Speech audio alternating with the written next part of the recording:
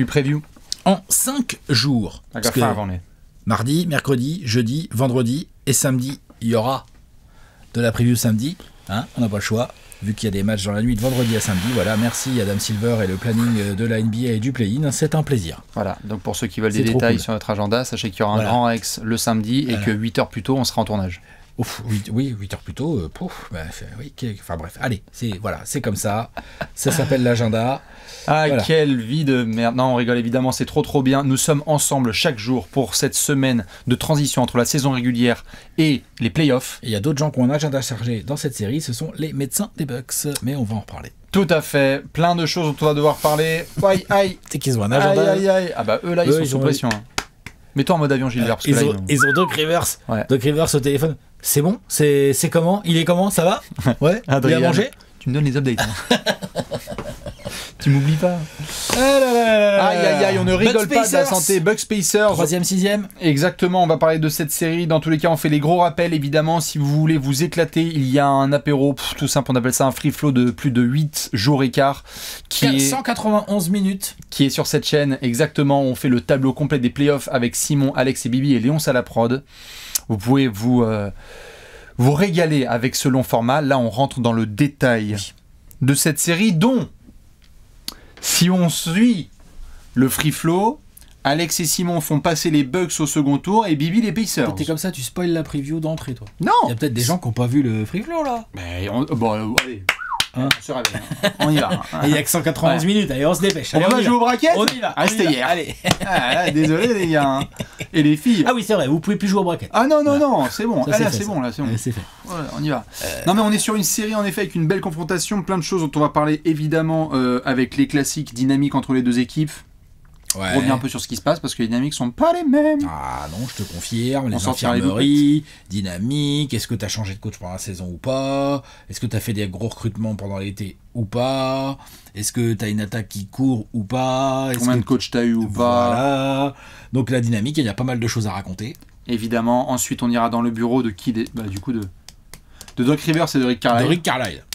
Et de Doc Rivers. Le hashtag tactico-technique. Dans cette section, on parlera de ce qui se passe sur le parquet et donc d'un élément du jeu qui va nous intéresser plus que d'autres. On fera les experts avec un grand H majuscule. On a deux vieux coachs quand même, avec beaucoup d'expérience face à face là. Deux dans cette série quand même. Des 15 greatest coach of all time.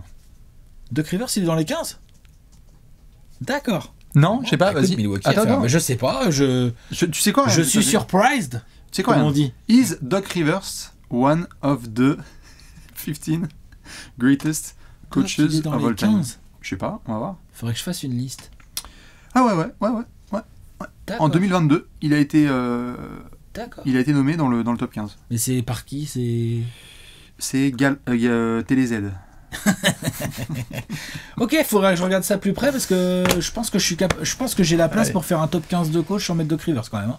Allez. Oula, comme ça à l'instinct, là, j'ai l'impression qu'il y a moyen. Ce sera ça sera pour une autre vidéo. Autre jour dans une autre vidéo. Ce qui est sûr, c'est qu'on terminera évidemment avec un petit zoom sur un joueur à suivre parce qu'il y en aura un qui va nous intéresser plus que d'autres et on terminera avec un prono détaillé. Avec cote de nos amis de Paris en Sport et compagnie. Tout à fait. Pronostic Time, dans cette section, on vous annoncera l'avenir. Je finis avec les rappels, évidemment, ce samedi. On se retrouvera pour les chanceux, les 2500 chanceux et chanceuses qui seront avec nous au Grand Rex pour l'opening des playoffs 2024. Ça va être extraordinaire, on a très hâte. But, pas de Bucks Pacers, puisque le Game 1 aura lieu le dimanche en direct du Fiserv Stadium. Tout à fait. Voilà. Ça, Fiserv. Voilà. C'est là où il y a des daims. Bradley Biemo. C'est là où il y a des dents. Tout à fait, de la bière. Ouais. Et Aaron Rodgers. Je crois qu'on est bon à peu près sur les annonces. J'ai l'impression, hein. On est pas mal. Enfin, on a d'autres annonces, mais elles font un peu plus mal. On va parler de la dynamique des deux équipes. Allez, la dynamique. Tu veux commencer par qui?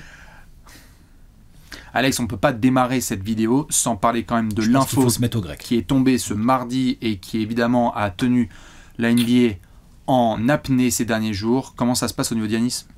Mollet, blessure en fin de régulière, ils l'ont mis au repos direct. Le problème, c'est que le mollet, c'est de la saloperie.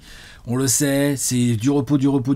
Et tu peux pas jouer sur un mollet comme ça qui couine, qui grince ou t'as mal. Je pense que tu peux pas jouer.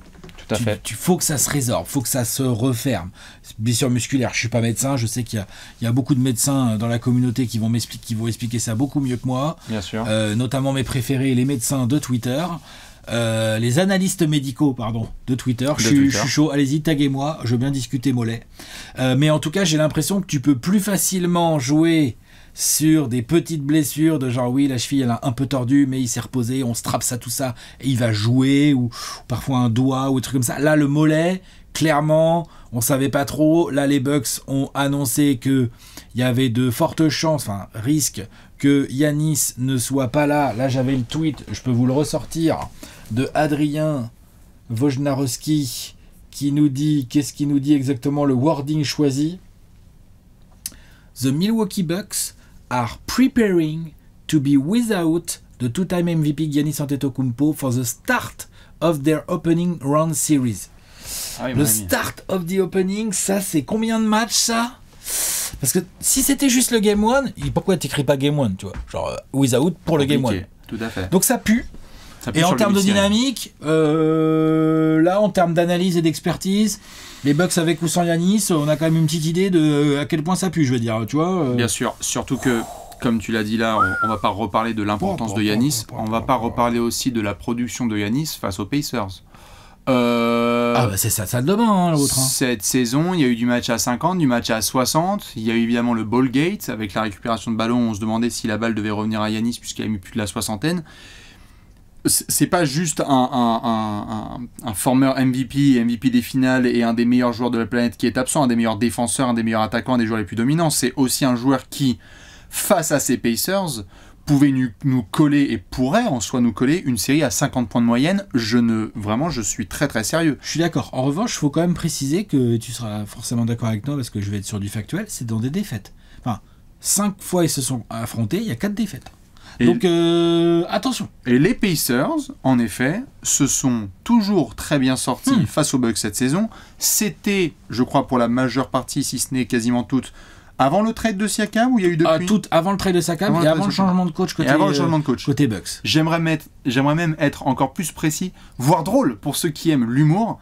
Peut-être que je dis une bêtise, mais je crois que lorsque Indiana, notamment, s'est amusé face aux Bucks en In-Season Tournament. Comment il s'appelait le commentateur sur les spins? Doc Rivers. Ah, dis donc. Je sais pas si c'était... Je sais pas non plus. Mais en tout cas, Doc Rivers était au commentaire. On a vu que Doc Rivers était au commentaire sur le début de saison et qu'ensuite il a rejoint les Bucks. Donc évidemment, c'était une changement autre de coach. On était avec Adrian Griffin évidemment en début de saison. Il y a eu des choses qui ont été modifiées côté Bucks, parce qu'on peut parler quand même après sur le terrain de ce qui s'est passé côté Milwaukee, en début de cette absence et de cette blessure côté Bucks. Il y a eu des choses qui ont été un petit peu améliorées, même si ça peut être dur à entendre. Depuis qu'il y a Doc Rivers, tu veux dire ? Depuis qu'il y a Doc Rivers. La défense. On le sait maintenant, parce qu'il y a des bruits qui ont un peu fuité, c'est qu'a priori, Adrian Griffin, quand il est arrivé l'été dernier, donc il arrive et en même temps il y a l'arrivée de Lillard quand même, donc Lillard qui est quand même un joueur certainement beaucoup plus talentueux offensivement que Jrue Holiday, mais quand même beaucoup moins fort en défense. Et non seulement il y a ce changement de joueur, mais en plus tu l'accompagnes par un changement de philosophie défensive. C'est-à-dire que là où Milwaukee avait une défense quand même très performante ces dernières années, non seulement t'enlèves Jrue Holiday qui est arguably le meilleur défenseur avec Giannis, enfin tu vois, genre je sais que Brook Lopez a fait des saisons au compte de malade et que Middleton est capable, enfin bref, voilà, mais quand même, Jrue Holiday, c'est quand même pas une petite perte. Mais tu te disais qu'ils avaient ce qu'il faut pour le cacher, sauf que Griffin il a voulu mettre en place des systèmes défensifs où je pense les joueurs n'ont pas forcément adhéré, et c'est ce qui lui a coûté sa place, et ce qui a coûté à Milwaukee de prendre des valises monumentales comme jamais il prenait avant, quoi. C'est vrai. Et notamment par les Pacers. Avec Doc Rivers, t'as eu un rééquilibre de ça. Les résultats sont moins bons en termes de victoires et de défaites sous Doc Rivers que sous Adrian Griffin.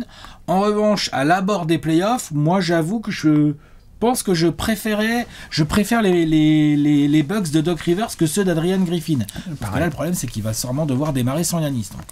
C'est compliqué, hyper compliqué, mais c'est vrai qu'on doit reparler notamment de ces matchs entre Pacers et Bucks parce qu'ils ont été au centre de plein de choses, évidemment du niveau de piment qu'il y a dans cette série à venir, parce qu'on est sur une série de trash talking absolu. Hein.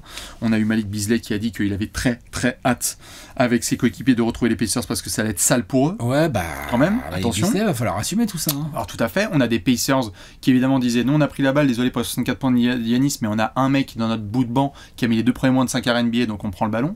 Ça a clashé dans tous les sens, et donc du coup, c'est vrai que sur ce niveau d'humiliation offensif, il y a eu, au-delà des ajouts de certains comme Patrick Beverley, il y a eu un message très clair, notamment sur des aspects de repli défensif de Milwaukee, où parfois tu te faisais dépasser, t'avais l'impression que les mecs étaient en déambulateur. Non mais sur panier encaissé, il y a trop de fois où Milwaukee, d'accord. Tes paniers encaissés, t'as l'impression que c'était un rebond long, et tu vois, tout à fait. Alors, non les gars, faut arrêter. Et certains gars ont été aussi sortis du banc pour essayer d'apporter un petit peu de punch, d'énergie, parce que c'est une équipe aussi qui a de l'âge, entre Brook Lopez, Chris Middleton, Damian Lillard et tout, donc il y a eu aussi certains gros athlètes qui sont sortis du banc pour essayer d'apporter cette énergie-là, donc à voir comment tu vas pouvoir les utiliser tous, ces joueurs de l'effectif, mais sur la dynamique, c'est marrant parce que à la fois tu as Milwaukee, qui est quand même l'équipe avec l'avantage du terrain, avec l'expérience, mais si on regarde... Il n'y a pas un gros écart de bilan déjà. Ben oui, bien sûr. Il n'y a que deux victoires, il y a 2 matchs, quoi. Il y a 47-35 pour les Pacers, c'est 49-33. Hein, donc j'allais venir, c'est pour ça que si tu regardes par contre les bilans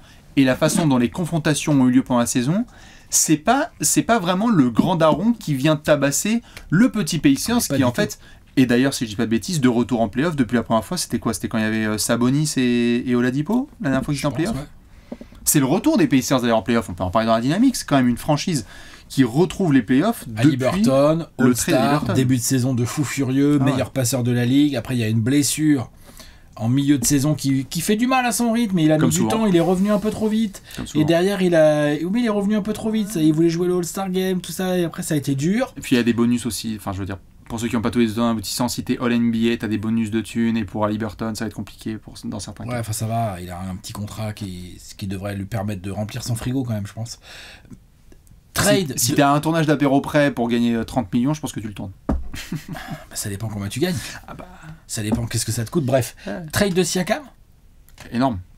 Non mais tu vois, c'est pas rien. C'est pas un petit trade. Hein. Ouais. Siakam, c'est un gros joueur. Hein. Arrivée discrète, mais arrivée sereine. Pascal Siakam, depuis que Pascal Siakam est aux Pacers, bougez pas, j'arrive tout de suite avec la ligne de stats. Honnêtement, 21 points, 8 rebonds, quasiment 4 passes, 39% de ses 3 points sont au fond, 55% de ses tirs. Quand il va sur la ligne de lancer, ah ouais tiens, il est à peine à 70%, ça c'est chaud. Ça arrive. Il n'est pas meilleur que ça, Pascalou, normalement, sur les lancers. Tu vois. C'est pas pareil. Okay, c'est quand même une ligne de stats qui pèse et qui apporte et qui est très complémentaire en plus de celle de Tyrese Haliburton. Donc on a un duo entouré par Turner et de Miles Turner qui fait une fin Bruce de saison. Brown, ouais bien sûr, et de Aaron Nesmith, où ça dépend comment il organise son truc. Blessure de Mathurin. Mathurin, il n'y aura pas de play-off. Hein. C'est pas rien. Faut le citer quand même. C'est important. C'est vrai, hein. C'est hyper important. C'est la blessure qui fait chier les Pacers. Ouais. C'est pas le même niveau que la blessure de Giannis pour les Bucks, hein, mais c'est une blessure qui fait chier quand même. Tout à fait. En termes de momentum, très très belle fin de saison, notamment d'un copain Miles Turner dont on reparlera dans cette série. Excellente saison de TJ McConnell dont on reparlera évidemment dans cette vidéo. Mais c'est vrai que tu as beaucoup d'aspects dont parler. Évidemment, tu mentionnais la ligne de stats de Siakam. Attention aussi à ne pas oublier que l'arrivée de Siakam et le changement de certaines rotations à Indiana fait que cette équipe qui est en fuego offensif, des 140, des 150, des 160 points, a aussi fait des petits progrès défensifs. Ah oui, ils ont amélioré au fur et à mesure. C'est-à-dire que globalement, sur la saison, ils finissent au 24e rating défensif, donc on pourrait dire c'est pourri et tout. Mais là, j'ai pas la stat sous les yeux, il faudrait regarder sur le dernier mois, ça doit quand même être meilleur. Je crois que de ce que j'avais vu, ils étaient à peu près top 15. Et donc en fait, si tu commences à avoir une attaque de fou furieux avec une défense average, un peu average, t'es dangereux. Attention. T'es très dangereux, tout à fait. Ce qui est un peu le cas d'ailleurs des Bucks aussi, hein, parce qu'ils ont gardé une grosse attaque et ils ont un peu amélioré la défense. Je te mets ça depuis le All-Star Break à peu près. Ouais, vas-y, All-Star Break, c'est bien. Allez, on va essayer de se prendre ça, defensive rating. Je vais mettre ça sous les yeux. Depuis le All-Star Break, je vais mettre le 18 février jusqu'à aujourd'hui. Voyons voir, mesdames et messieurs. Defensive rating, nous avons Indiana 18, Milwaukee 17. Donc c'est ça. Ils sont dans le même range défensif. C'est ça. Et offensivement, Indiana doit être un peu devant, mais pas non plus tant que ça. Je te redirai ça, mais ouais, à peu près. Donc, les dynamiques, une blessure très embêtante côté Bucks, pas mal d'incertitudes, ils ont changé de coach, il y a eu le gros transfert de Lillard, on va en reparler je pense dans cette vidéo, et côté Pacers, la dynamique a pris un peu de plomb dans l'aile au milieu de saison, là en janvier-février, mais ils se sont repris. Moi, j'ai eu peur à un moment qu'ils sortent du top 6, tu vois, par exemple, les Pacers. Oui. Quand je voyais les Sixers qui remontaient fort, le hit qui était un peu dangereux et tout, je me dis, merde, les Pacers, dis donc, après tous leurs efforts, ils vont se retrouver au play-in. Ils ont tenu bon. Ils sont dans le top 6, ce qui est bon pour leur dynamique. Exactement. Vu que tu me posais la question, offensivement, sur les 6-7 dernières semaines, Indiana top 2 attaque, top 18 défense. Donc c'est bien ça, c'est une attaque élite avec une défense qui essaye là un peu d'être average. Milwaukee, 17e défense, 13e attaque. 13e attaque, c'est pas ouf. C'est pas ouf, après il y a eu des absences, etc. C'est compliqué aussi parce que pour les Bucks, tu as essayé de savoir si tu pouvais compter sur Chris Middleton. Il y a eu des hauts et des bas de Brook Lopez parce qu'on l'avait vu être extraordinaire par le passé et il y a eu des matchs où tu as senti aussi que l'âge commençait à le catch-up. Tu as eu des belles performances sur fin de saison de Bobby Portis et en même temps, combien de fois j'ai vu aussi des fans des Bucks aussi réjouis en disant fuck, il est relou, donc on sait pas trop si on peut continuer. Donc je crois qu'au global, fan des Bucks cette saison, quand on voit la hype qu'il y avait en septembre dernier en sortie de trade de Lillard, personne n'aurait signé pour ce scénario-là. C'est décevant. Attention à ce que ça ne devienne pas encore plus décevant. Non, mais c'est vrai. Tout à fait. Notamment pour parler du point tactico-technique. Par exemple. On va parler de ça. Allez. Le hashtag tactico-technique. Exactement, dans cette section, c'est très simple. On est sur le parquet. Vroom, vroom, entre les Pacers et les Bucks. Je ne vais pas imiter un daim parce que je ne sais pas le faire. Dans cette section, vous faites les experts comme nous. Y a-t-il un aspect du jeu qui va attirer plus votre attention que d'autres? Alex, quel est ton point tactico-technique sur cette incroyable série entre Milwaukee et Indiana? L'exploitation par les Bucks des lacunes... je recommence. L'exploitation par les Pacers des lacunes des Bucks. C'est-à-dire que les Pacers, ça attaque tout feu, tout flamme et tout, mais il y a une raison pour laquelle ils ont une top 2, top 3 attaque en saison régulière cette saison. C'est parce qu'ils ont cette capacité à... Ils jouent vite, ils attaquent fort, mais ils se soucient aussi de regarder ce que leur propose la défense adverse. Et c'est une équipe qui joue intelligemment et qui profite intelligemment de ce que leur laisse la défense ou des défauts de la défense. Ils appuient là où ça fait mal. Ils ont un maestro à Liberton, mais ils ont aussi ancien Cam, un joueur intelligent. Tu parlais de la fin de saison de Miles Turner, notamment en attaque. Il y a eu beaucoup de bons choix. Et en plus, alors Bénédicte Mathurin est blessé, mais des garçons comme Nesmith ou Bruce Brown ou vont réfléchir. Bruce Brown, Toronto. Putain, non. Comment il s'appelle? Pourquoi je dis Bruce Brown? Non. L'autre... dis-moi. Le jeune arrière... Andrew Nembhard. Je t'en prie. Donc ces gars-là, Bruce Brown en début de saison, puis d'autres gars maintenant et tout, ils ont réussi à trouver dans cette attaque cette espèce de motion offense voulue par Rick Carlisle. Il y a du rythme, beaucoup de ballons dans les mains d'Haliburton, mais il y a aussi beaucoup de joueurs qui prennent des décisions en première intention parce que c'est ça qu'il faut faire.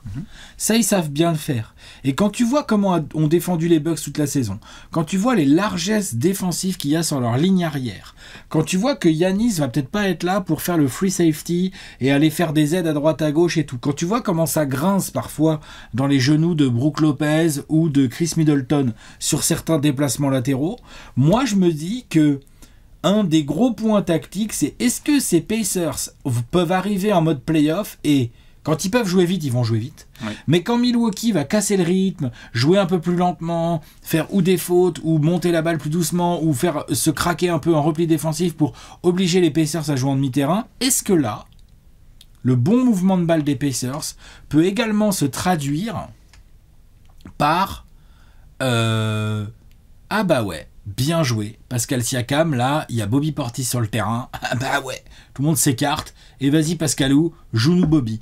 Ah bah ouais, il se replie pas vite. Eh ben très bien. Hop, Nesmith, t'es ouvert, tu prends. Turner, t'es ouvert, en trailer, tu prends. Et ainsi de suite, et ainsi de suite. Et Haliburton, tu vois que ça...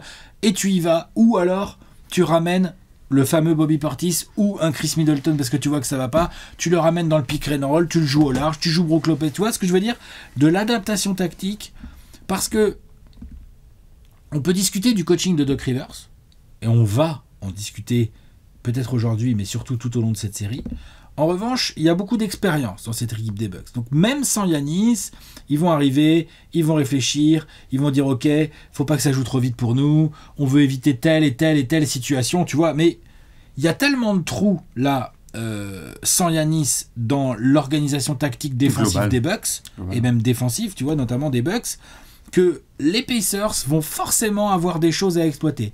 Est-ce qu'ils vont en avoir la lucidité? Est-ce qu'ils vont être bien préparés pour justement exploiter ces choses-là? Je pense que une grande partie du résultat des matchs de cette série va se jouer là-dessus. Voilà. Bien sûr.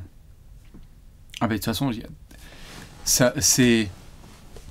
Tu sens que si Indiana fait pas trop, comme tu le disais là très précisément, s'ils font pas trop les cons sur le mouvement de balle et qu'ils s'enferment pas dans un espèce de... C'est pas leur style le hero ball, hein, évidemment. Ça non, pas trop. Mais les playoffs, c'est une autre bête. Ils ont pas beaucoup de joueurs pour. Ils ont que Haliburton en fait. Tout à fait. Mais les playoffs sont une autre bête. Il y en a qui vont découvrir les playoffs. Il y en a qui ont suffisamment d'expérience. Hein.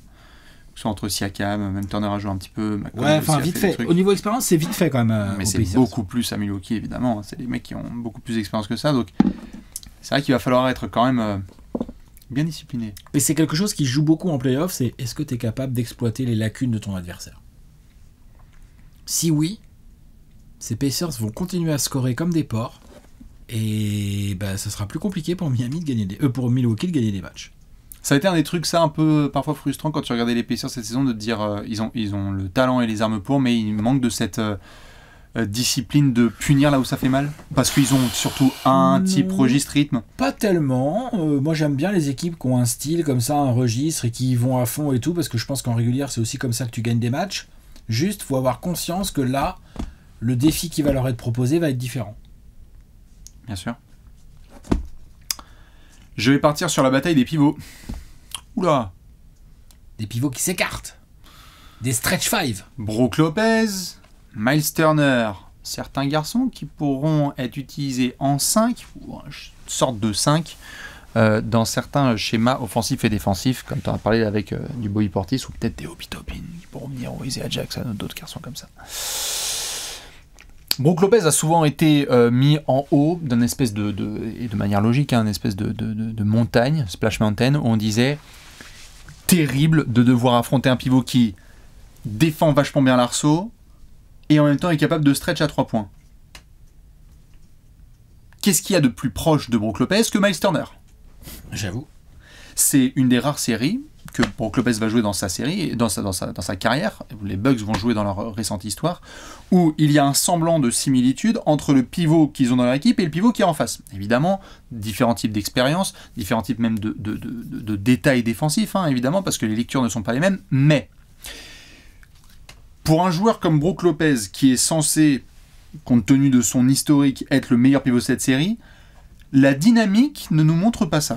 S'il y a bien un joueur qui fait une meilleure saison que les deux, vous pouvez comparer si vous voulez, mais je trouve qu'il y a débat entre la saison de Miles Turner et la saison de Brook Lopez. On l'avait dans la discussion des défenseurs de l'année, Brook Lopez qui est encore en protection d'arceau et qui fait les efforts, ça y a pas de problème. Miles Turner nous fait une saison de malade parce que l'autre, ça envoie à 3 points, qu'il y a des matchs d'explosion offensive. Dommage que l'autre il joue pas Dallas, parce que quand il joue Dallas, l'autre c'est Hakeem Olajuwon 95, mais Miles Turner nous fait quand même une saison à plus de 17 points de moyenne avec des gros coups de chaud à 3 points et lorsqu'il faut protéger Arceau, il y a aussi du monde. Ouais, c'est vrai. Donc, Miles Turner a un rôle énorme à jouer. Dans la façon dont ces deux équipes jouent, puisque tu as des pivots qui sont plutôt capables d'être fuyants, est-ce que tu vas forcément jouer dans ce registre-là ou est-ce que tu vas te rendre compte qu'il faut aussi un petit peu s'ajuster par rapport à ce que tu as et faire mal? Prenons par exemple côté Milwaukee. Si tu regardes les Pacers, c'est une équipe qui se fait tabasser au rebond toute l'année, ils sont 28e je crois au rebond cette saison. Si tu as Brook Lopez qui est au large, pourquoi pas, parce que c'est Splash Mountain donc il peut pas mettre des pénétrations, mais est-ce que Brook Lopez il irait pas nous enfoncer des mecs un peu plus bas parce qu'il est capable de mettre des mecs dans la pénalité? Si Brook Lopez peut jouer un petit peu à l'époque Brooklyn au poste et enfoncer des gars, il est tout à fait capable, ça va rendre bien des services. Et ça va faire bien chier à défense des Pacers. Et ça va faire bien chier à la défense des Pacers. De l'autre côté... T'as Portis qui peut en faire un peu de ça aussi. Exactement. De l'autre côté, malheureusement... Tout à fait. De l'autre côté du terrain, malheureusement, on le sait qu'avec un Miles Turner qui est plutôt sur l'extérieur, tu vas vouloir sortir du Brook Lopez de ta raquette. Peut-être même que les Bucks vont dire non, on va mettre plutôt un 4 type Jay Crowder ou d'autres garçons en 4 sur Miles Turner, et que Brook Lopez va devoir se trouver sur quelqu'un d'autre. Mais tu dis à Rick Carlisle que Brook Lopez y est sur le terrain, mais mon ami... 5 out, motion offense, on va te l'enfoncer. Donc une de vos plus grosses forces de protection d'arceau, on va vous la sortir puisque maintenant vous n'avez ni Giannis ni Brook Lopez pour protéger votre arceau. Tu dis ça à une équipe qui a 140 points de moyenne, c'est une balade au parc. C'est vrai. Donc attention parce que si Brook Lopez est mal utilisé des deux côtés du terrain par Doc Rivers, il peut se faire exploiter en défense et en attaque pas faire mal là où il faut. Indiana se fait malmener dans la raquette. C'est une équipe qui se fait défoncer au rebond et qui n'a pas non plus un énorme ratio de compte hormis Miles Turner et certains autres. C'est clair, Milwaukee, d'ailleurs, ce que tu mets en avant... Ils sont plus physiques, ils sont plus intenses. Ils aillent sous le cercle. Il faut aller sous le cercle, il faut faire mal.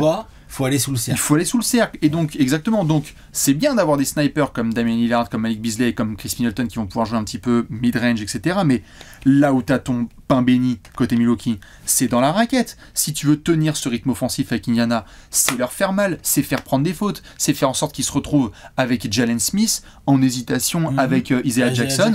Et du coup, tu crées des casse-têtes pour le staff des Pacers où ils se disent on a pris l'eau. Attention à cette capacité des Bucks à ne pas rentrer dans le jeu d'Indiana parce que par contre, s'ils font ça, mais appelez un cardio pour Brook Lopez parce que il va se faire sortir au large. Miles Turner va vouloir faire sortir les intérieurs au large et donc du coup comme on disait, bon là c'est dommage qu'il n'y ait pas Bénédicte Mathurin, mais certains gars comme Siakam, ils vont voir qu'il n'y a personne à l'arceau, mais c'est N1 minimum. Même Tyrese, mais Tyrese Haliburton évidemment, Pascal Siakam évidemment, Obi Toppin, tu allais dire qu'il y a qui au niveau aérien pour aller le chercher. Donc Nesmith, il drive, il décide. Alors Nesmith aussi, donc en fait la bataille des 5, est-ce que Brook Lopez, on va remettre du respect sur son nom et c'est vraiment le gars qui bien utilisé va dire je suis nettement meilleur, ou est-ce que Rick Carlisle et le staff des Pacers avec Miles Turner va dire on a trouvé votre kryptonite et on va faire mal là où il faut. C'est bien. Ok. C'est important, c'est clair. Côté Alex, évidemment, exploiter les failles côté Bucks. Les Pacers qui exploitent les failles des Bucks. Ouais. Exactement, et cette bataille au poste de pivot à observer de très très près. Est-ce qu'on sortirait pas les jumelles ? Il faut, je pense. Il faut regarder du joueur là. Observons tout de suite du joueur. Dans cette section, c'est très très simple. Hormis Giannis, il y a plein de joueurs évidemment comme Tyrese Haliburton à surveiller dans cette opposition. Qui va être le joueur que vous allez regarder plus que d'autres dans ce genre de match-up ? Alex, qui est ton joueur focus ?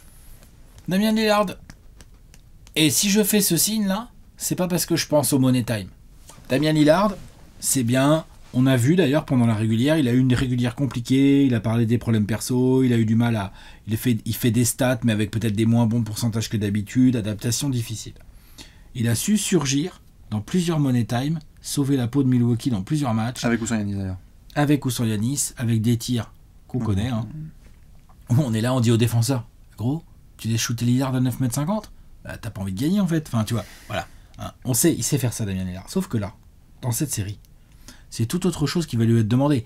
S'il y a des money time serrés, Milwaukee comptera sur lui pour mettre des gros tirs. Ok, on sait qu'il en est capable, on verra si c'est le cas, s'il le fait. Mais moi, ce que j'attends là, c'est en relation d'ailleurs avec ce que tu viens de dire dans le point tactico-technique. Moi, je veux voir Lillard aller au cercle. Je veux voir Lillard passer l'épaule et aller me défier si Miles Turner se balade un peu trop loin, parce que Brook Lopez, faut le suivre aussi, hein, tu vois. Aller me défier tout ça et aller au cercle, aller chercher les lancers, se comporter comme un patron, mettre l'agressivité qu'il faut et nous montrer à quoi ça sert pour Milwaukee d'avoir tradé Damian Lillard. Il a demandé à partir des Blazers. Alors, c'est peut-être pas à Milwaukee où il voulait atterrir en destination numéro 1, mais ça va. Il n'arrive pas dans une petite équipe. Non. Là, vraisemblablement, on est en train de le comprendre, Giannis, c'est la misère au niveau de son mollet, ça va probablement rater le Game 1 et on verra pour la suite. Les Bucks vont être ceux de Lillard pendant un ou plusieurs matchs. On a vu il y a un an ce que ça donnait quand Giannis s'est blessé au premier tour des playoffs. Il n'avait pas Lillard. Il n'avait pas. C'est notamment pour ça que le trade est fait aussi. Exactement. Pour plein de raisons, dont ça. Vas-y Damien, bouge-toi le fion, mais là on t'attend grave au tournant. Parce que si les Bucks sans Giannis se font bazarder par les Pacers parce que Damian Lillard n'a pas su tenir tête au backcourt des Pacers, sans faire offense à Tyrese Haliburton, c'est une contre-performance pour Damian Lillard. Il a l'expérience, il est venu pour ça, il a toutes les qualités qu'il faut, il doit lire cette défense pas ouf des Pacers et il doit la défoncer. Franchement. Et tout va partir de là. S'il y arrive, Malik Beasley aura des tirs ouverts, Middleton pourra choisir ses match-ups, Brook Lopez peut-être aura des tirs, peut-être que Bobby Portis se fera servir quand il coupe, et ainsi de suite. Damian Lillard doit nous montrer qu'il est bien le meneur de jeu top 75 all-time. C'est dans cette série que peut-être les Bucks ont le plus besoin de lui. C'est maintenant. J'allais te poser la question, je suis totalement d'accord. Mais il peut pas rater le rendez-vous. Pression de ouf sur Damian Lillard. Tout à fait. J'allais te poser la question parce qu'il y a une très belle match-up face à Tyrese Haliburton notamment. C'est pas rien, ça doit le motiver. Tout à fait. On sait pas quelle voie. En plus avec les célébrations de Tyrese pendant le Incident Tournament où Lillard disait attention, faut rester humble et tout. Enfin, les deux à mon avis, ça va se rentrer dedans. Match-up pour match-up, un truc sur lequel tu es souvent revenu dans la carrière de Lillard et c'est normal, ça a souvent été un sujet. C'est offensivement, on sait contre Indiana que il peut et il va normalement faire le taf. De l'autre côté. Donne l'exemple. Donne-toi. Tu fais comment si t'es Lillard? Essayons d'éviter d'avoir des highlights où genre le mec est passé et sur le highlight on entoure en rouge Lillard qui n'a même pas suivi son joueur. Donc, du coup tu le mets sur quoi? Qui n'a même pas fait les aides, c'est-à-dire c'est une des punchlines du début de saison avec Adrian Griffin, c'est qu'il disait que Malik Beasley, mais merci Adrian Griffin il est plus là, il disait que Malik Beasley allait être le défenseur principal envoyé sur le meilleur score adverse. Bon, on va voir comment Milwaukee défend sur Tyrese Haliburton, parce que le dernier truc que tu veux c'est Tyrese Haliburton, c'est qui est en feu, qui commence à imposer son rythme. C'est quoi du coup? C'est que Lillard, il a cette énorme responsabilité offensive et derrière il a ce genre de joueur, ou est-ce que tu, entre guillemets, caches Lillard derrière certains autres joueurs du back court d'Indiana?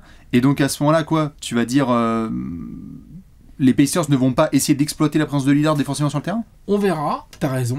On verra si les Pacers sont capables d'exploiter les lacunes des Bucks complètement. On verra si Doc Rivers et le staff des Bucks décident de planquer un peu Lillard, parce qu'évidemment, en l'absence de Giannis, les responsabilités offensives elles vont être immenses. Moi, je serais assez pour quand même essayer de pas forcément trop l'envoyer en front. En revanche, quand il va y avoir des switches et qu'il va se retrouver lui et que genre Aaron Nesmith va dire c'est bon, j'ai Lillard sur moi, j'y vais, ça non. Ça, on veut un Lillard playoff en mode je me bats, je me donne. Kyrie Irving montre qu'il est capable de le faire. Russell Westbrook montre qu'il est capable de le faire. Steph Curry fait des putains d'efforts en défense pour dire oh, je suis pas non plus un tréteau, tu vois, je bricole. Jalen Brunson et Lennox, tu vois ce que je veux dire genre. Et Damian Lillard, lui, du coup, ça continuerait à être des portes de saloon. Bah non, c'est pas possible. Il n'a pas le choix. Il n'a encore moins le choix en l'absence de Giannis. Il l'avait déjà très peu, là, il n'a pas le choix.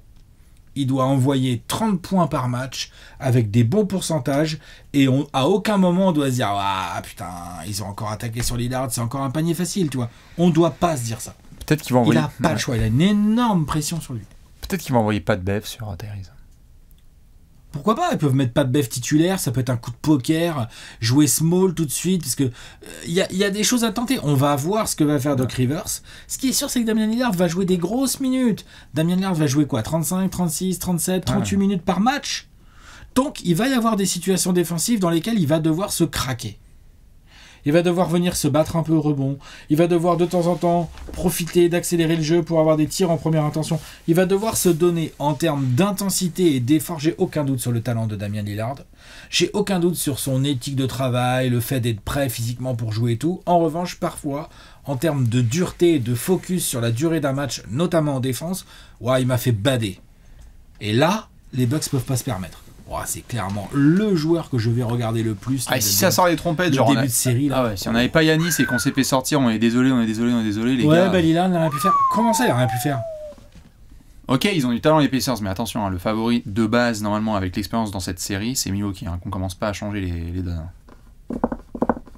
Lillard est capable d'être le meilleur joueur de cette série. Ils ont besoin le meilleur joueur de cette série. Si Giannis n'est pas là, il faut. Bah oui, mais c'est pas Tyrese qui dit il la voit pas comme ça l'affaire, hein, donc attention. Hein. Je te confirme. Non mais tu vois, donc c'est chaud de voir Tyrese en playoff. Lui en playoff. On va voir, hein, ça se trouve la scène elle va être un peu grande pour les premiers, on verra. Lillard peut la rendre un peu trop grande. Oui. Non mais il peut rendre ça relou. Tyrese sera prêt. Je suis pas objectif, mais Tyrese dans les premières minutes du premier match, c'est très important. Tyrese, il sera prêt, mon gars. Mais la match-up peut être extraordinaire entre les deux. Waouh, ça peut être beau. J'aime beaucoup. T'as quoi, toi? T'as qui? Plus que quoi? Ça va en étonner pas mal. TJ McConnell. Le franchise. Qui a un coup de cœur absolu, évidemment. Ma fanbase des Pacers le sait. TJ McConnell for life, qui fait une saison dont on parle pas assez. Comme d'hab avec McConnell. Hein. Ouais, mais alors là, il est à un niveau. Enfin, je veux dire, je sais que. Non, mais on parle pas souvent de lui. On ne parle pas de lui, mais c'est 10 points, 5 passes, une seule balle perdue, 40% à 3 points, même s'il en prend pas beaucoup, 55% au tir parce que ses mid-range sont trop bons, parce qu'il prend pas de mauvais shoots, et qu'il y a un nombre de matchs des Pacers où le momentum explose à partir du moment où McConnell est sur le terrain. Je pense que Rick Carlisle est le premier à être conscient de ça, que McConnell est un des joueurs les plus expérimentés de ce groupe. C'est un des gars qui a été notamment conservé pour ça. C'est qu'en fait, t'as des Tyrese, t'as des Nesmith, t'as d'autres garçons qui vont découvrir les playoffs, mais Siakam et McConnell font partie des darons qui sont là et savent où est-ce qu'il faut appuyer. McConnell a déjà connu ça avec les Sixers, avec Embiid, etc. McConnell a un rôle génial dans cette série. Déjà, c'est d'être le patron du banc des Pacers qui continue à mettre le rythme et à appuyer là où ça fait mal avec des bonnes décisions face à une potentielle indiscipline des Bucks dont tu as parlé dans ton point tactico-technique. La deuxième, c'est qu'un mec comme McConnell, défensivement et en pression tout terrain, pour aller faire chier justement ton Lillard et pour essayer de presser tout terrain et rentrer dans la tête de certains gars, il va être présent. Aller gratter des petits ballons aussi. Je sais pas quelle est la cote, j'ai des années de parents au sport, c'est dommage parce que je pense qu'elle n'existe pas, mais TJ McConnell qui essaie de faire péter un plomb à Bobby Portis, la cote elle est à moins 8000. Elle est à 1,01. Je pense que tu perds de l'argent si tu paries dessus. McConnell va être le poil à gratter absolu des Bucks dans cette série, à vouloir flopper, à vouloir provoquer, à faire les mauvaises déclarations, parce que c'est son registre, et c'est là-dessus qu'il a fait une carrière exceptionnelle par rapport aux projections. McConnell, normalement, c'est un mec sur le papier qui fait une saison et demie, 2 en NBA et puis basta. C'est un mec qui va faire plus de 10 ans parce que il a ce rôle qu'il a trouvé de 6e homme, jamais trop titulaire, mais parfait dans son rôle. Et donc, le backcourt au global d'Indiana que j'adore avec donc Andrew Nembhard et TJ McConnell derrière Tyrese Haliburton, je pense que McConnell peut avoir ce côté formidable qui est que offensivement, il prend les bons choix et donc les moments où il a été sur le parquet ont été très bons. Je serais pas étonné qu'il soit dans certains money time pour pouvoir aider justement là-dedans quand il y a certains Pacers pour qui ça devient un peu tremblote. Et puis la deuxième chose, c'est qu'en face, il y a l'autre version de TJ McConnell, une version un peu bizarre, pas de Beverley, qui lui aussi va vouloir essayer d'avoir son spotlight pour rentrer dans la tête de certains joueurs. Et rentrer quelques 3 points aussi. Et rentrer quelques 3 points et aussi rentrer dans les pompes et dans la tête de Tyrese Haliburton. Le gars numéro 1 à Indiana qui va vouloir s'interposer entre Pat Bev et n'importe quel autre joueur qui va vouloir s'embrouiller, c'est McConnell. Quand Pat Bev va vouloir embrouiller soit un Obi Toppin, soit un Turner, soit quoi que ce soit, pour essayer de les faire exploser, le premier mec que je vais surveiller, c'est McConnell. Parce qu'il va faire non. Moi je connais, reste derrière moi. On va s'en occuper, je vais faire monter le public, il n'y a pas de souci, passage en force au prochain match, à la prochaine possession, parce que je sais que les arbitres sont avec nous. Ce genre de joueur est fondamental dans une série où on est un peu 50-50. Et donc je vais le surveiller parce que c'est pas glam, mais qu'est-ce que je l'aime regarder jouer au basket, c'est incroyable. Je pense que c'est un des prochains maillots que je vais acheter parce que c'est un maillot de geek absolu, mais McConnell, j'adore le regarder jouer au basket. Je comprends. Pur joueur. Et que là c'est de grind, c'est... Ah j'adore, ça va être trop bien. Je pense qu'il va y avoir 2 ou 3 moments à la McConnell pure dans la série, j'attends que ça. Monsieur Damian Lillard pour Alex, Dame Time versus Monsieur TJ McConnell, la post time, je sais pas comment vous voulez dire. Comptable time. C'est le comptable time, ouais, tout à fait. Excel time avec TJ McConnell. Est-ce qu'on ferait pas un gros pronostic? Il va falloir. Ouais, allez, on fait péter ça. C'est l'heure du gros pronostico. Et donc dans cette section, c'est très simple. Alex, on fait quelques petits rappels. Ouais, bien sûr. On va vous présenter quelques cotes et comme vous le savez, parce qu'on le répète et on le répète et on le répète et on le répétera tant qu'il faudra, il ne faut pas miser de l'argent que vous ne pouvez pas vous permettre de perdre. Tout à fait. Conseil simple, efficace et qui a tout autant de chances de réussir que la plupart de vos cotes. Exactement. Ne faites pas les bolos. Soyez sérieux. Et écoutez cette expertise qui va tomber dans quelques secondes. Alex, on va afficher après mon clap un petit bandeau, c'est simple. Dans quelques secondes, tu vas pouvoir donner ton pronostic, voir si tu l'as changé depuis le free flow, avec le score, la cote, c'est parti. Bucks 4-3. Okay. La cote là que j'avais au moment où on a tourné cette preview, elle était de 4, tout rond. C'était pas la cote forcément la plus probable.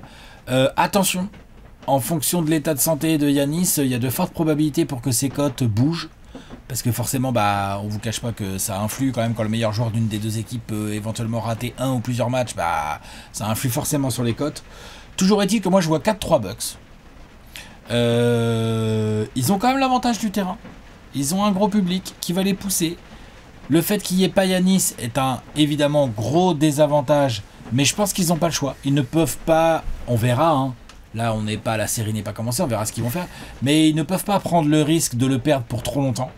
Donc si les médecins te disent il nous faudrait encore une semaine de repos, donc tu vas peut-être rater le match 1, match 2, tu grindes. Tu grindes le match 1, le match 2, tu les joues sans Giannis, et donc tu joues avec du Jay Crowder, du Lillard, du Beasley, du Middleton et du Brook Lopez, avec du Portis, du Connaughton et du je sais pas qui d'autre, Barjon, Beauchamp, avoir Beverley qui sortent du banc, et tu joues avec ça. Doc Rivers n'a jamais été, à mon sens, un immense tacticien. Je pense qu'il y a pas mal de fans du côté des Sixers ou des Clippers qui pourront me rejoindre sur ce point. En revanche, motiver un groupe quand il y a un coup dur comme ça, mental, parce que ça doit faire mal, hein. Giannis qui joue pas ton début de playoff, tu vas dire merde et tout. Prendre Middleton entre quatre yeux et dire Christophe, c'est maintenant. Damien, en défense, voilà. Ceci, cela. Brook Lopez, t'as vu? Il y a Bastien de Trash Talk qui a dit que Miles Turner il était plus fort que toi. Il te mettait dans la poche. Tu vois, ce genre de choses. In the pocket. Donc, ne sous-estimons pas le côté fighting spirit de ces Bucks. Il y en a. Et le fait qu'ils vont avoir un objectif clair en tête, c'est peut-être ce qui manquait à cette équipe. Alors, dans leur malheur, ils y gagnent au moins ça. L'objectif, c'est grinder et croiser les doigts pour que Giannis revienne vite fait. C'est ça l'objectif. T'as pas envie que Giannis revienne au match 3, mais putain, tu viens de perdre 2 fois la maison, quoi. Tu vois, t'as envie de prendre le premier, mettre la pression, voir ce qui se passe, le public en feu, les Pacers qui tremblotent un peu, et ça rate quelques tirs, et là Lillard qui chauffe, et boum, tu prends des points d'avance. Un run des Bucks, je suis très curieux de voir au premier match ou au deuxième match, si par exemple les Bucks font une grosse entame de match, parce que Lillard rentre tous ses tirs, que Beasley est un peu en feu, et puis Brook Lopez, ça va, tout ça. Tu vois, le genre de début de match, le public qui pousse comme des porcs et tout. Sûr.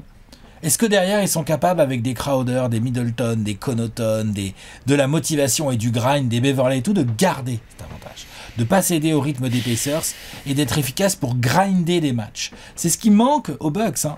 Et donc, c'est aussi pour ça que je mets 4-3, parce que je suis pas d'une sérénité folle. Quand on a fait le bracket il y a assez peu de temps, j'avais mis 4-1. Bon, après, je pensais que Giannis revenait plus vite. Donc là, c'est pas le cas. Donc 4-3. Mais Bucks qui passe quand même. Contrairement à ce que tu devrais probablement nous annoncer tout de suite maintenant. 4-3 Pacers. La cote, elle là-bas, quoi. La cote, elle est à 9. Là-bas ? Cote, je reprécise ce que j'ai dit tout à l'heure. Hein. La cote, elle est à 9. Elle était à 9 au moment où on a tourné cette vidéo. Alors, évidemment, vous avez peut-être vu le Free Flow Science-Fiction. J'avais mis 4-3 et vous pouvez revoir d'ailleurs la stupéfaction de Alex et de Simon en live. Évidemment, c'est triste, hein, on ne souhaite jamais la blessure des joueurs, mais tu te doutes bien qu'évidemment, avec les récentes nouvelles qui sont tombées, mon pronostic se confirme un petit peu, me conforte en tout cas. Plusieurs choses. La première, je ne peux pas avoir de victoire fleuve des Pacers parce qu'ils ont de telles lacunes défensives que Milwaukee peut remporter minimum 2 à 3, voire donc 4 matchs, parce que je vois pas Indiana finalement se créer un verrou offensif en l'espace de 10 jours. Verrou défensif, tu veux dire. Verrou défensif, pardon, en l'espace d'une semaine. Là. Je vois pas ce scénario-là. Dommage, parce que s'il y a bien une chose que notamment Orlando nous a montré sur son dernier match de saison régulière face à Milwaukee, c'est que intensité, vitesse, jeunesse, et forcément défense, fait chier les Bucks. Ça peut faire péter un câble aux Bucks. Mais t'as pas ce truc défense là. T'as intensité, vitesse, jeunesse, mais t'as pas ce truc défense. Donc Milwaukee, quoi qu'il en soit, va être dans la série. Oui. Incertitude totale par rapport à la présence de Giannis. Pourquoi je dis 4-3 ? Déjà c'est le cœur, j'ai envie de voir Doc Rivers dans un Game 7 à domicile. Posons les choses. C'est pas le cœur, c'est le curse. C'est le cœur. Je veux voir Rick Carlisle et Doc Rivers évidemment dans un scénario comme ça. Je ne suis pas médecin, mais on tire tous les deux la gueule par rapport à la blessure au mollet de Giannis. Il existe aussi un scénario dans lequel ces Bucks-là se disent « Attends, on a investi sur Giannis, est-ce qu'on va aggraver cette blessure et prendre des risques inconsidérés ?» On a vu ce que ça donnait l'année dernière en play-off. Il est revenu tard, mais c'était bien qu'il revienne tard parce que oui, Oui, t'as chié au premier tour des playoffs, mais t'as pas un Giannis qui a un problème à long terme au dos. Attention aussi avec le mollet. Donc je pense que Indiana va passer. 4-3, c'est mon maximum. 4-3, je le souhaite parce que Game 7... maximum, c'est-à-dire, ça veut dire... Je pense que je suis plus sur le 4-2 Indiana que le 4-3 Indiana. Parce que je pense que si Indiana impose sa pace dans la série, playoff ou pas, on joue à 200 à l'heure. J'ai regardé la pace notamment parce que sur l'ensemble de la saison, il y a marqué que les Bucks, ils sont 7e, mais c'est quand ils avaient Adrian Griffin aussi. Oui. Depuis qu'il y a Doc Rivers, ils sont 18-19e de pace. Indiana, par contre, c'est top 2. Hein. Là, ça court, ça galope. Si Indiana arrive à maintenir sa pace, ou au moins un semblant de pace hyper rapide sur cette série, Milwaukee ne pourra pas tenir. Physiquement. Ils ne tiendront pas. Je suis désolé pour eux, mais ça ne tiendra pas. Donc, je souhaite un 4-3 parce que je veux voir le scénario dont je t'ai parlé avec Doc Rivers, Rick Carrell, et puis aussi parce que j'ai envie de voir les premiers playoffs de Tyrese Haliburton dans une situation chaude. Damian Lillard, Game 7, à l'extérieur. Bon, comme vous le savez, c'est un amour absolu pour ce joueur, qui est une superstar totale dans mes yeux et dans mon cœur. C'est la série où il faut prouver qu'il fait partie des plus grands. Tu vois des matchs serrés ou tu vois plutôt chacun son tour, on fout un blowout à l'autre? Je vois des bastons et des gros blowouts. Okay. Je vois des blowouts avec des énormes majeurs, excusez-moi YouTube, mais avec des énormes punchlines et genre voilà, fallait pas nous faire chier. Et puis des mecs derrière qui mettent des grosses beignes. Des héros absolument imprévus de la série, tu vois. Tu sais qu'à ce petit jeu-là, par contre, les Bucks, ils ont du clear. Ils ont plus de castagne, hein, bien sûr. Ouais. Mais ils ont de la castagne maligne en plus. Ouais, tout à fait. Mais ils ont du vice. Faut pas. Ouais, non, mais complètement. Eric, Lloyd Pierce, tous les gars là du banc du staff et tout, ils ont des gars. Ils en ont vu d'autres. Hein. Ils en ont vu des vertes et des pas mûres. Donc à voir. Mais je pense que Indiana passe ce premier tour sur un concours de circonstances et que ce qu'on a pu voir sur certains moments de saison régulière entre ces équipes va se confirmer. Bucks ou Pacers, dites-nous vous ce que vous pensez. Wow, la prise de tête. On va suivre évidemment toutes les updates médicales autour de Giannis Antetokounmpo. Putain, le pauvre, encore un premier tour de playoff où il a mal. Oh, le timing des blessures, va falloir en parler à un moment donné. Ça ferait 2 années de suite là. Est-ce que les Bucks vont encore sortir au premier tour en étant favoris? Et sur une blessure de Giannis. En tout cas, il y aura une bonne excuse pour le doc. Nickel. Hein? Nickel. Impeccable. Ouais. La conférence de presse est déjà là, est prête. Désolé. Évidemment, fan des Pacers, fan des Bucks ou simple observateur, dites-nous ce que vous en pensez. Le premier match aura lieu ce dimanche. On vous fait des bisous. À très vite sur la chaîne YouTube de Trash Talk. Ciao.